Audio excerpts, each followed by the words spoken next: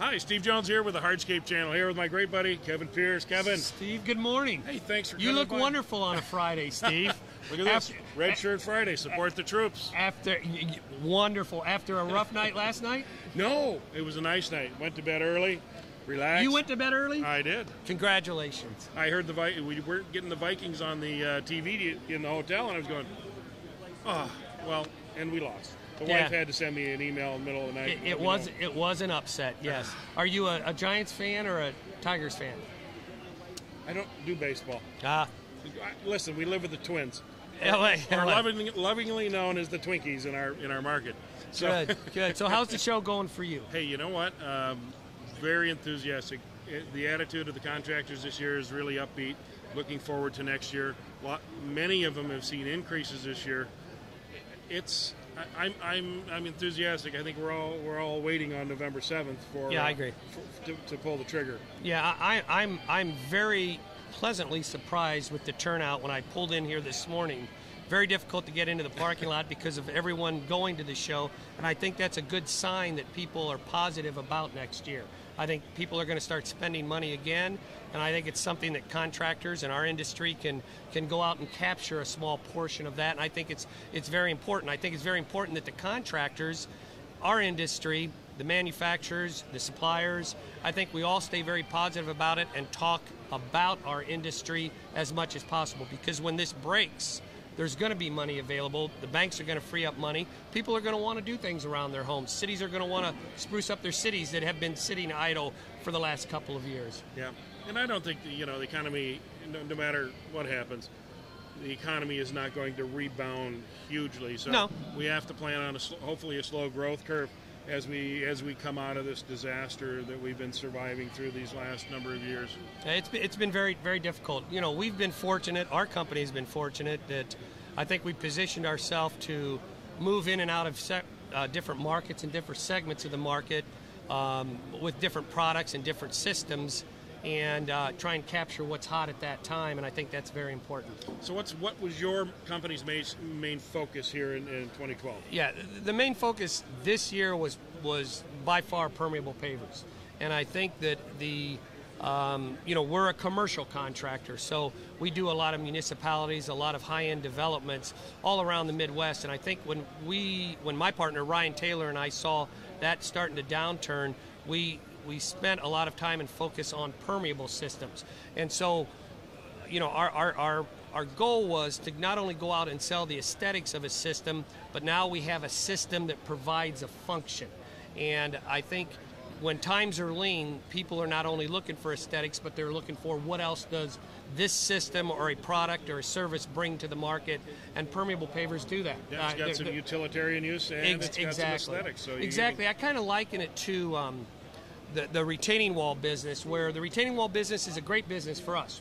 We spent time on that too, and I think with retaining walls, as with permeable pavers, not only are they very attractive and they add a lot to a design system, they also provide a function. Obviously, the retaining walls hold back a wall, and they provide greater land uses, and permeable pavers, they provide stormwater management, which is very important. Well, Decorative Paving is a well-known company doing commercial mechanical installations. Yes. So the permeable thing was right down your alley with your expertise. It worked out. I mean, with a lot of help from companies like you and other manufacturing companies that kind of saw the future, saw what it was.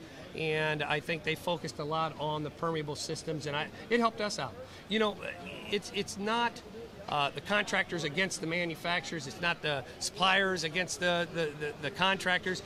We're a family, and I think when you get all three of those functions working towards an end goal with common interest, I think that's going to make it succeed.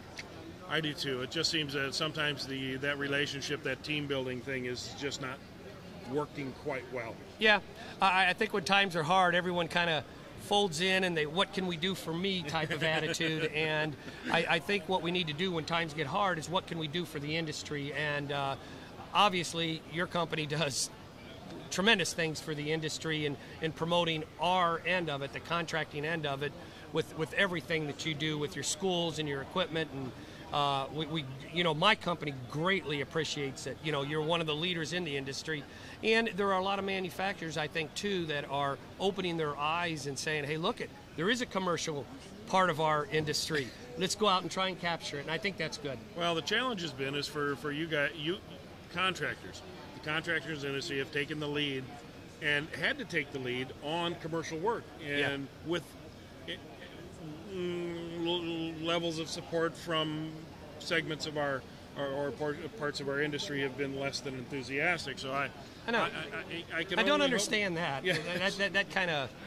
I look at that. Even with your insight, Steve. And I'm not trying to necessarily give a commercial to you, but truly, I think years ago there were a few of us that saw what needs to happen with pavers to make them more cost effective.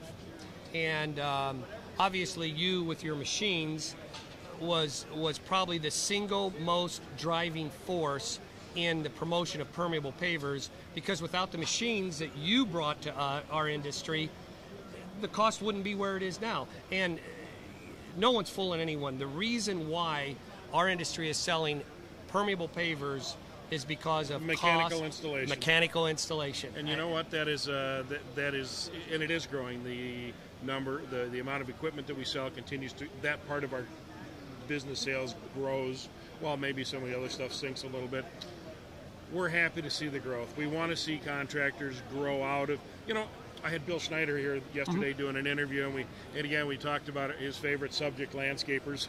And why Bill has a strong feeling about landscapers in general, it's and we talk about how they can't do commercial work. And I said, Bill, you have to start somewhere, and there has to be an evolutionary process for guys that are willing to put the effort and time and blood, sweat, tears into growing their company into that commercial market. And again, it's a struggle when you've been in that market for so long, is that you sometimes forget where you came from. Steve, that's a good point. And I may differ a little bit than Bill on his philosophy about landscaping and the landscape industry. But one of the things, I'll sit down and think, okay, we're not necessarily creating a competitor when a landscaper becomes a commercial contractor. What I'm hoping we do, as long as that landscape company that decides to get into the commercial arena, as long as they promote the commercial arena, my theory is then they're going to create work that I'm going to benefit from. So my feeling is that as long as we have more and more people talk about the commercial application for permeable pavers, for unit pavers, for different decorative paving, for retaining walls, whether it's a landscape company or a hardscape company, whether it's your company, it's good for everyone. It's very important that we, as an industry, which includes the landscape industry, promote our systems. Because the more promotion, obviously, the more sales there are going to be. And my feeling is there's never enough contractors if we create a greater demand for it. My theory is with all the people I talk to and with the people in my company is always be thinking, how can I make the pie bigger? So what we want to do is make the pie bigger, and as you make it bigger, your piece of the pie gets larger too. And however that happens, that's how I want it to be. Absolutely, but we're only going to get there if we do the work correctly, and that's our biggest struggle. I think even today is that people want to get in the business. There's really, and I keep touting our school and stuff, but the school, it's hands-on skills training is critical for landscapers to grow into the hardscape business and be successful. Steve, that's so critical, and let me explain why. What I have seen in the last 2 or 3 years with the downturn in economy, you do have companies that really do not necessarily belong in this business, but they're looking for work to keep their people busy. So they decide, well, I'll build a wall, or they'll decide I'll put in a paver project. Right. And I will go onto a site.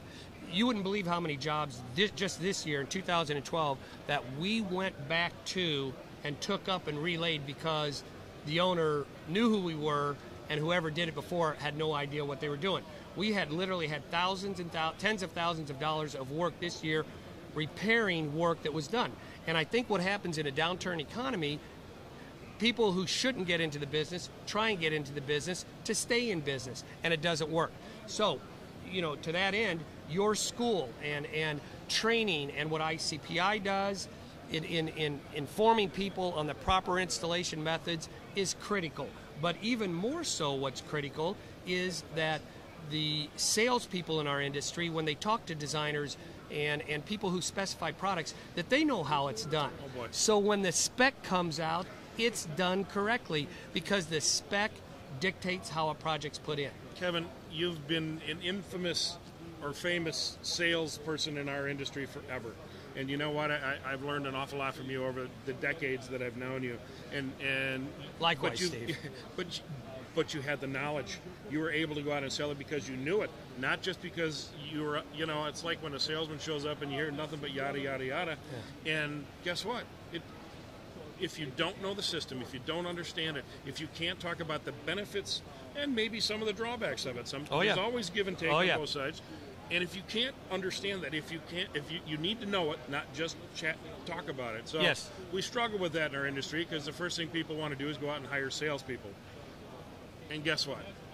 They read a couple of brochures and out the door they go, and all hell breaks loose. I agree. I've always said that one of my greatest learning skills, we do a lot of reading, and we have degrees and we have things like that, but my learning skills 30 years ago in this industry was working with people like Bill Schneider. Mm-hmm. And when I was selling for manufacturing end of it, I spent a lot of time on jobs, and I watched them. I talked to foremen, I talked to superintendents, I talked to how jobs progressed and why they did what they did. I talked to you about how your equipment can speed up a job, make a job better. You taught me a lot of that. So when I went in and spoke with architects and engineers and did presentation and lunch and learns, it's not the knowledge that I knew that I gave, not only what I knew that I gave, but it's what you taught me. It's what the field people, it's what a superintendent taught me. It's what a foreman taught me. It's what I experienced on a job. And I think that architects, engineers, landscape architects, they sense that. And they know that when a salesperson comes in, if they have that background knowledge, they listen. But they know when they don't have it, and they turn them off. So, it works both ways. Absolutely. Kevin, it's been a pleasure. Thank you for stopping Steve, by. thanks. Hey, I thoroughly enjoyed it. I always enjoy being with you. Well, this is Steve Jones and Kevin Piers here in Louisville at H&A 2012, signing off.